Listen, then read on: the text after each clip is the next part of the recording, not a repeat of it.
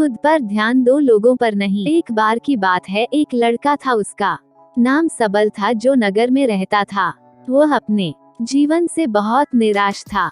उनकी निराशा का कारण यह था कि वह अब तक अपने जीवन में कुछ नहीं कर रहा था। उसके माता पिता उसे ताने मारते थे कि आपके सभी मित्र कुछ न कुछ कर रहे हैं, लेकिन आप अभी भी घर बैठे हैं। दोस्तों के बीच भी अक्सर उनका मजाक उड़ाया जाता था। वो कहीं जाता तो लोग उससे पूछते कि आप क्या कर रहे हैं। उसे यह बताने में भी शर्म आ रही थी, वो कुछ नहीं कर रहा था। धीरे धीरे उसने रिश्तेदारों से मिलना जुलना कम कर दिया और लोगों से मिलना भी बंद कर दिया। वह ज्यादातर समय घर पर ही रहता है। वह अकेला रोता है और भगवान को कोसता है और अपनी किस्मत को दोष देता है। अब उसे अपना जीवन बोझ लगने लगा था। कभी कभी वह सोचता कि कब वो कुछ करने के योग्य बनेगा, और फिर वह सोचता कि जिंदा रहने से अच्छा मर जाना है।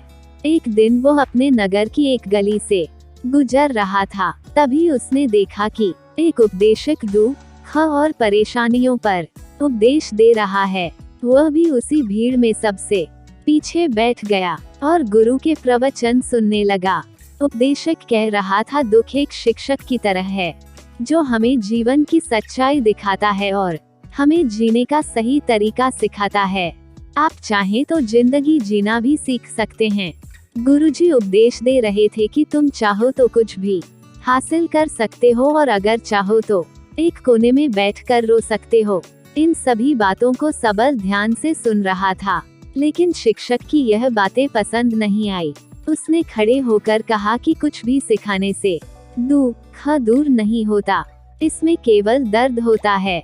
दुख की पीड़ा अनंत है, ऐसा लगता है कि इसके बाद कुछ होने वाला नहीं है, इससे कुछ भी फर्क नहीं पड़ता है, इसके सामने तो मौत भी छोटी लगती है।